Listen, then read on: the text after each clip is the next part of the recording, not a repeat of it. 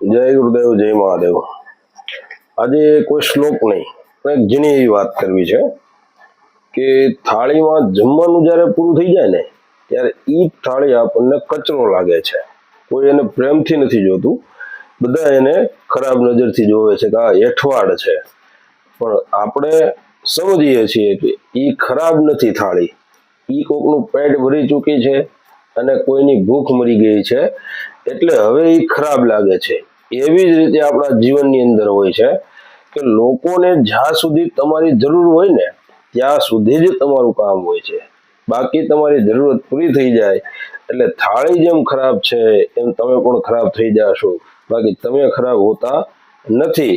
લોકોની જરૂરિયાત પૂરી થઈ ગઈ છે તમારાથી એટલે તમે ખરાબ છો। લોકો તમારી કિંમત નક્કી ન કરે, તમારી કિંમત તમારે પોતાએ નક્કી કરવાની હોય, તમારો સમય તમારે પોતાએ સાધવાનો હોય।